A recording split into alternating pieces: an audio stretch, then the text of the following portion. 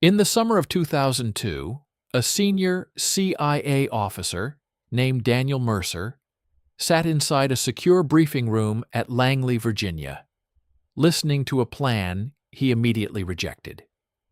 He was 52 years old, with more than 20 years of field experience across Yemen, the Balkans, and North Africa. And he carried himself with the confidence of someone who believed he had already seen how fragile states collapsed and how intelligence operations should be run inside them. When he was told that British intelligence officers would be embedded alongside his teams in preparation for the invasion of Iraq, he didn't wait for further explanation. "Get those British lunatics out of here," he said, bluntly and without hesitation. The room fell quiet, not because the reaction was shocking, but because it reflected a sentiment many in the agency quietly shared. Mercer's previous interactions with British operatives had left him deeply unimpressed. He saw them as unpredictable, too casual in dangerous environments, and far too willing to trust sources that hadn't earned credibility. To him, they relied on instinct where discipline was required, operating more like improvisers than professionals. In his mind, intelligence work demanded structure, control, and verification, not gut feeling and personal judgment. Bringing them into what was expected to become one of the largest intelligence operations in modern history felt, to him, like introducing unnecessary risk into an already unstable equation. What Mercer didn't realize was that the divide between the CIA and its British counterparts wasn't about competence, but about fundamentally different approaches to intelligence itself. The CIA's system was built around scale, resources, and process. It relied heavily on funding large networks, deploying advanced technical systems, and maintaining strict layers of oversight over every operation. In the years leading up to the invasion, the agency had invested heavily in Iraqi exile groups, believing these networks would provide valuable insight once the regime collapsed. On paper, it looked efficient. Dozens of sources, structured reporting channels, and a steady flow of information about internal dynamics, military structures, and alleged weapons programs. In reality, much of this intelligence was unreliable. Many of these sources had not been inside Iraq for years. Some had clear political motivations, and others simply produced information designed to maintain funding. The system encouraged volume, not accuracy, and reports that sounded convincing were often accepted faster than those that were actually verified. The British took a different path entirely. Through MI6 and supporting military units, they maintained a smaller, quieter presence, focusing on a limited number of carefully cultivated contacts inside Iraq itself. These sources were harder to manage and slower to develop, but they were grounded in real environments, not distant speculation.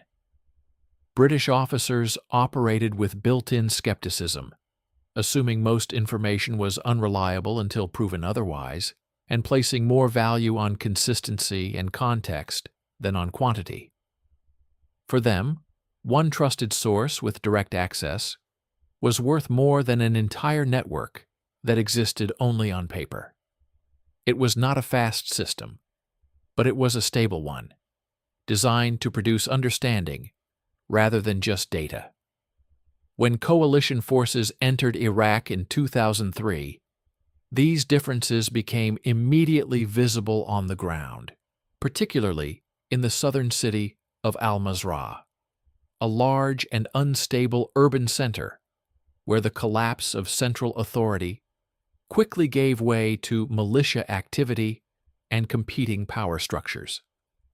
The CIA established itself inside a fortified compound prioritizing security, controlled communications, and structured operations. Their interaction with the outside world was filtered through intermediaries, translators, and technical systems that provided a constant stream of intercepted data.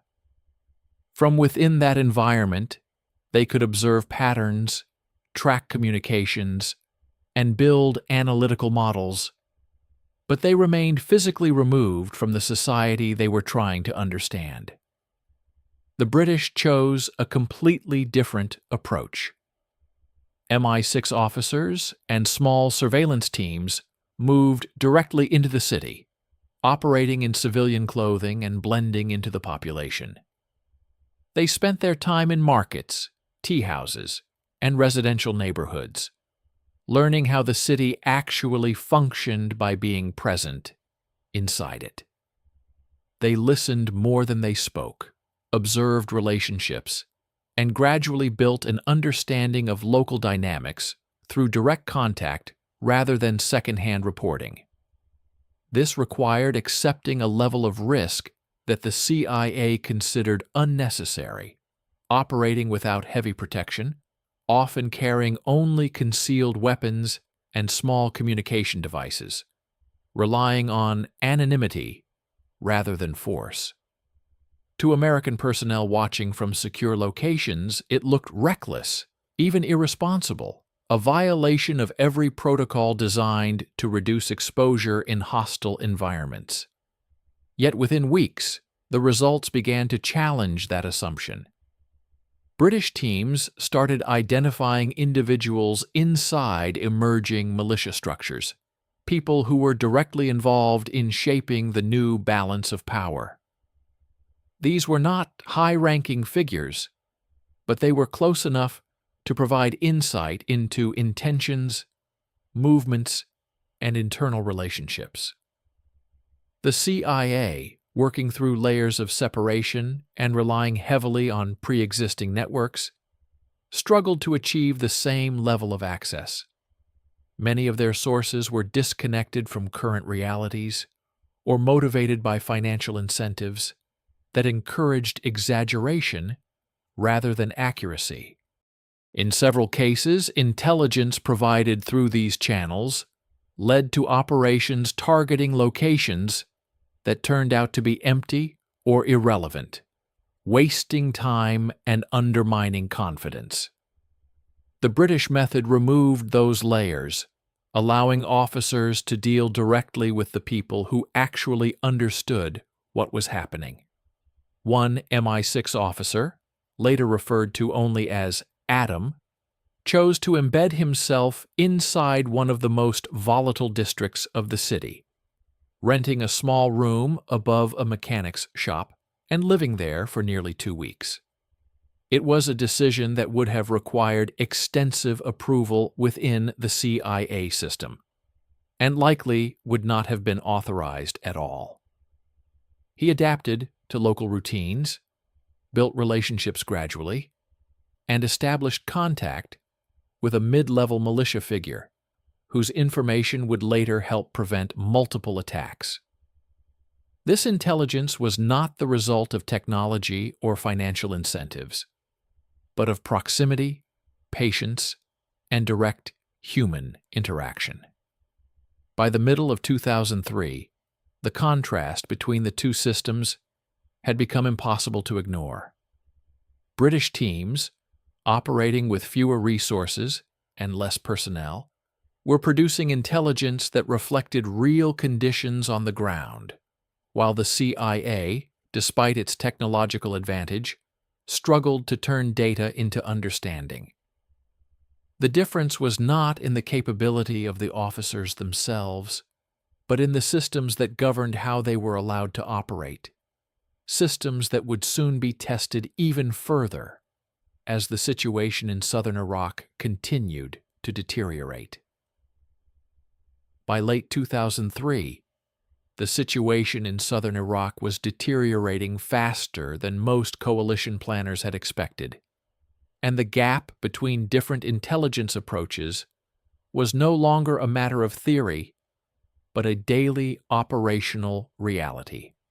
Militia groups were expanding their influence across cities like Al-Mazrah and further north into surrounding provinces, embedding themselves inside local institutions, recruiting aggressively, and beginning to shape the political and security landscape in ways that were not immediately visible from outside.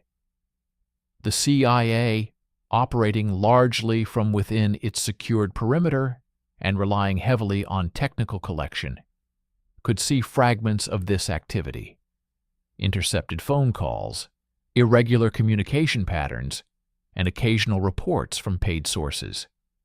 But these fragments rarely connected into a coherent picture. There was movement, there was coordination, but the intent behind it remained unclear. Analysts in Langley received increasing volumes of data, yet much of it lacked context, making it difficult to distinguish between routine activity and emerging threats. The British, operating closer to the ground, were building that context piece by piece. Their officers were not just collecting information, they were embedding themselves within the environment that produced it, allowing them to understand not only what was happening, but why it was happening and who was driving it. This difference became critically important during an operation in the autumn of 2003, when a small British surveillance team began tracking what initially appeared to be a routine smuggling route near the border. Over the course of several days, the team identified a pattern of movement involving specific vehicles, safe locations, and a rotating group of individuals who were clearly operating with discipline. By staying close to the network and observing it directly, they were able to map its structure, identify key participants, and track the movement of specialized equipment that was being transported into the region. The intelligence they produced was detailed, precise, and immediately actionable, outlining not only the route itself, but the broader system supporting it. When this information was shared with American counterparts, the response was cautious. The assessment relied heavily on human observation rather than technical confirmation, and without independent verification through signals or imagery intelligence, it was treated as incomplete. The concern was not that it was wrong, but that it could not be proven within the framework the CIA trusted. That hesitation would prove costly. Several months later, coalition forces encountered an attack using the same type of weapon that had been described in the earlier reporting, deployed in exactly the kind of operational pattern the British team had outlined. The design, the delivery method, and even elements of the distribution network matched the original assessment, confirming that the intelligence had been accurate long before it was fully accepted. This pattern, early warning from British sources, followed by delayed confirmation through events, began to repeat itself with increasing frequency as the conflict evolved. By early 2004, militia influence had deepened significantly, extending into local police forces, administrative bodies, and key infrastructure across the region. What had initially been loose networks were becoming structured organizations, capable of coordinating actions, controlling territory, and shaping the environment in ways that directly affected coalition operations. It was during this period that one of the most significant intelligence breakthroughs occurred, again originating from British sources. A contact inside the local administrative system provided detailed information indicating that militia elements had systematically infiltrated regional security forces, effectively compromising the very institutions the coalition was relying on to stabilize the area. The report included names, positions, and descriptions of how these individuals operated within the system, as well as evidence of coordination between official structures and armed groups operating outside them. If accurate, it meant that the foundation of the coalition's strategy in the region was fundamentally flawed.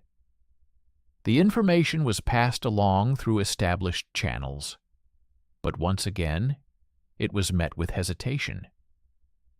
The scale of the claim was difficult to accept, and reliance on a limited number of human sources raised concerns about reliability. From the CIA's perspective, such a conclusion required broader confirmation before it could influence planning or policy. From the British perspective, waiting for that level of confirmation meant losing the advantage of early insight. The difference in these approaches reflected a deeper institutional divide. American operations were shaped by a need to minimize risk through verification, requiring multiple layers of approval and cross-checking before action could be taken. British operations, by contrast, were built on delegated authority, allowing officers on the ground to act on their judgment, accepting the risk of being wrong in exchange for the ability to act quickly when it mattered. This difference affected everything from how sources were recruited to how intelligence was used. A British officer who identified a potential contact could arrange a meeting within days, building momentum and developing access before circumstances changed.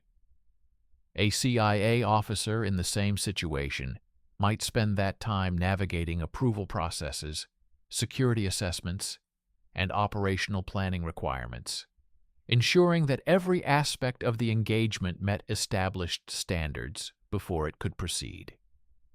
The result was a system that was safer, more controlled, and more predictable, but also slower and less adaptable to rapidly changing conditions. As the environment in southern Iraq became more volatile, that lack of speed became a growing liability. Militia groups adapted quickly, shifting locations, changing communication methods, and exploiting delays in coalition response. Intelligence that arrived even days too late often had limited value, as the situation it described had already changed. The British, operating with fewer constraints, were able to maintain a more dynamic approach, building networks faster, updating their understanding continuously, and adjusting their actions in near real time. By mid-2004, the difference in outcomes was becoming difficult to ignore.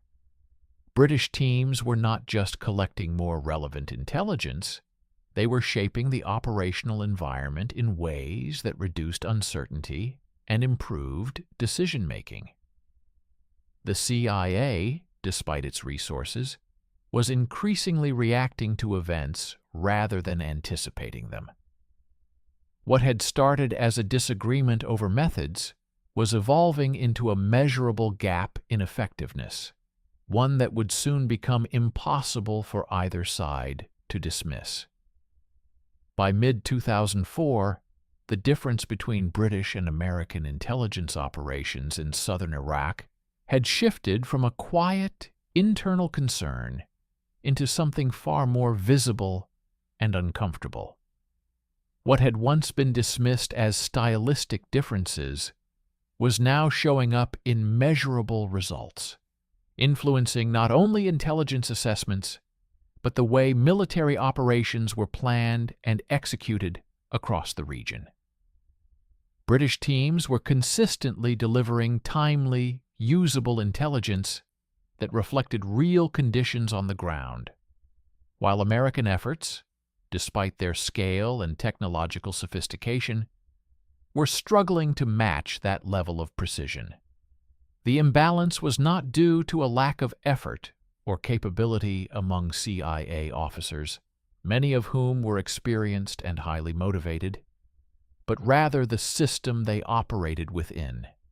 Every action required layers of coordination. Every decision was filtered through multiple levels of oversight, and every piece of intelligence had to be verified against technical sources before it could be fully accepted. This created a process that was thorough but slow, and in an environment where conditions changed daily, sometimes hourly. That delay often meant the difference between acting on information and reacting to consequences. The British operated under a different assumption, one that placed greater trust in the judgment of officers on the ground. Their system allowed for faster decisions, quicker engagement with sources, and more flexible operations, enabling them to build networks at a pace the Americans struggled to replicate. This advantage became particularly clear during a critical intelligence development in the summer of 2004, when a British source embedded within the local administrative structure provided detailed reporting on the extent of militia infiltration into regional security forces. The information was not vague or speculative. It included specific names, positions, and descriptions of how individuals were operating within official institutions, while simultaneously serving external armed groups. It outlined coordination between militia leadership and elements of the police, suggesting that parts of the security apparatus had effectively been compromised. If accurate, it meant that the coalition was not just facing an external threat, but one that had penetrated the very structures it was relying on to maintain stability. When this intelligence was shared with American counterparts, the reaction followed a now familiar pattern. The scale of the claim raised immediate concerns, and the reliance on a limited number of human sources made it difficult to confirm within the CIA's preferred framework. Analysts questioned whether a single network could provide such a comprehensive view. And without supporting signals or imagery intelligence, the assessment was treated cautiously. From the British perspective, the information fit with what they were already observing on the ground, reinforcing patterns they had been tracking for months. From the American perspective, it required more proof before it could influence operational decisions. That gap in interpretation would soon be tested in a way neither side could ignore. During a covert surveillance operation, 2 British operatives working in civilian clothing were detained by local police, an event that initially appeared routine, but quickly escalated when it became clear that the officers involved were connected to militia elements. The operatives were transferred to a facility where control had effectively shifted away from official authorities, and efforts to secure their release through negotiation failed. The situation forced a direct response, leading to a high-risk rescue operation that involved armored vehicles breaching the perimeter of the facility to extract the detained personnel. The incident drew international attention and created significant political tension, but more importantly, it confirmed what the earlier intelligence had suggested, that elements of the local police structure were not acting independently, but as part of a broader network aligned with militia forces. What had been questioned as an overreach in assessment was now visible in action, leaving little room for doubt about the extent of the problem. This moment marked a turning point, not just in how intelligence was interpreted, but in how it was valued. The British had identified a structural issue months before it became undeniable, while the American system had required visible confirmation before fully accepting it. The cost of that delay was not just operational, but strategic, as it affected planning, resource allocation, and the overall understanding of the environment. At the same time, the British advantage was not limited to human intelligence alone. In certain areas, they were also demonstrating that smaller, more adaptable technical capabilities could outperform larger, more complex systems under the right conditions. While American intelligence relied heavily on large-scale collection platforms capable of monitoring vast amounts of communication across the country, these systems often required time to process and analyze the data they collected. In contrast, British teams deployed more compact, mobile tools designed for localized use, allowing them to intercept and interpret communications within specific areas in near real time. This difference was particularly important in urban environments, where targets frequently changed locations, used temporary communication devices, and adapted quickly to avoid detection. A system that could process information within minutes had a practical advantage over one that required hours, even if the latter was more powerful in terms of overall capacity. By combining this technical flexibility with their existing human networks, British teams were able to link communications to individuals, locations, and ongoing activities with a level of speed and accuracy that proved difficult to match. The result was a more immediate understanding of emerging threats, allowing for faster responses and more effective disruption of hostile activity. As these patterns continued, the perception within the broader coalition began to shift.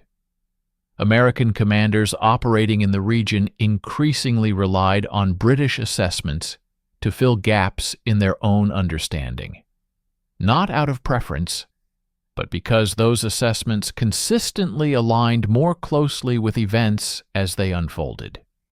The relationship between the two intelligence services was changing, moving away from initial skepticism toward a more complicated dynamic that included both cooperation and quiet dependence. What had started as a disagreement over methods had evolved into a clear demonstration of outcomes, and those outcomes were becoming harder to ignore with each passing month.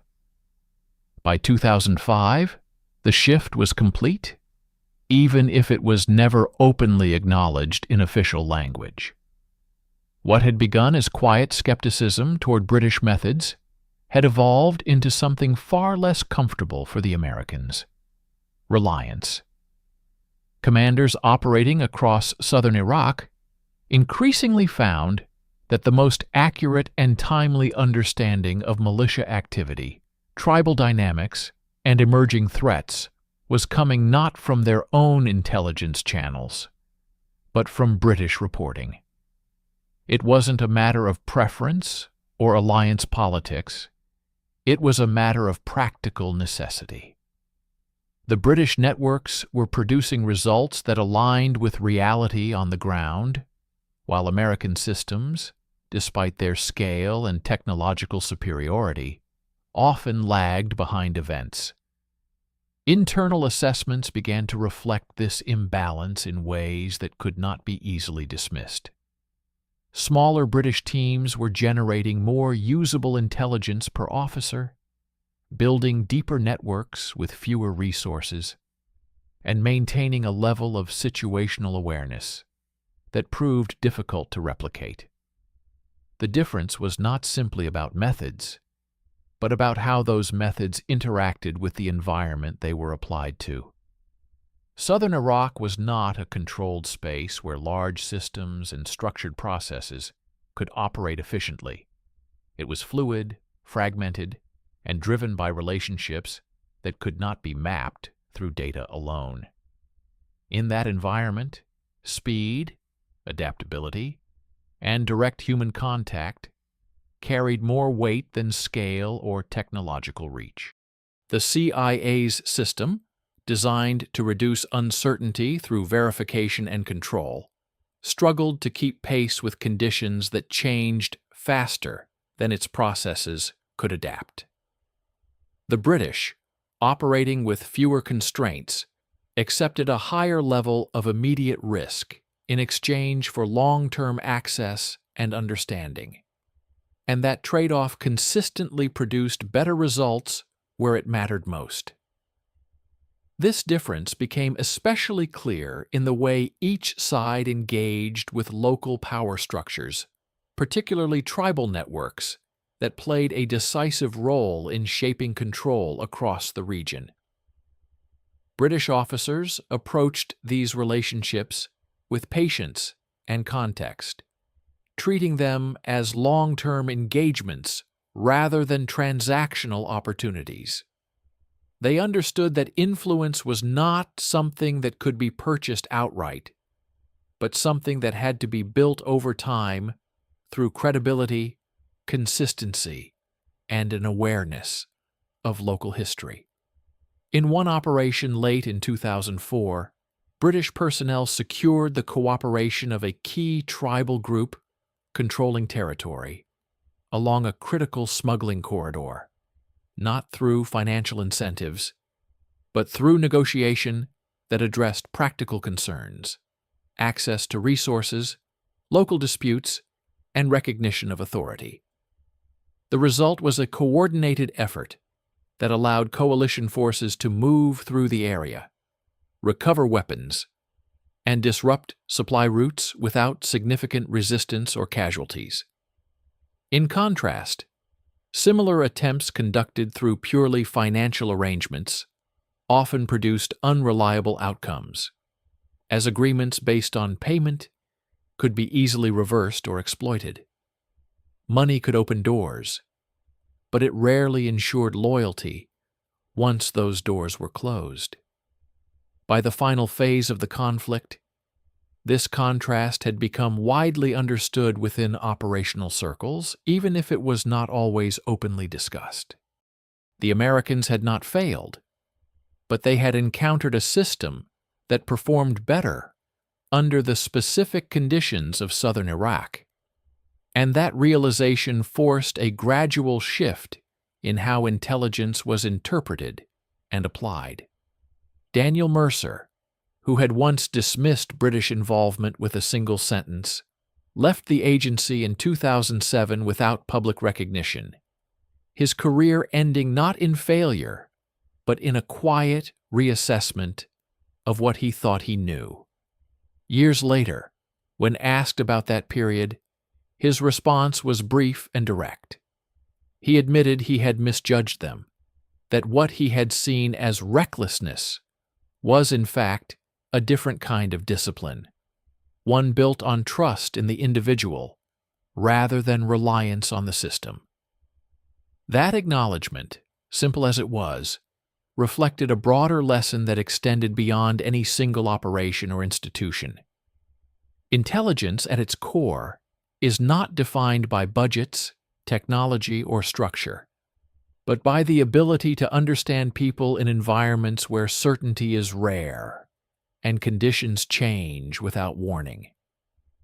The British succeeded not because they had more resources, but because they built their approach around that reality, prioritizing presence over distance, relationships over transactions, and judgment over procedure.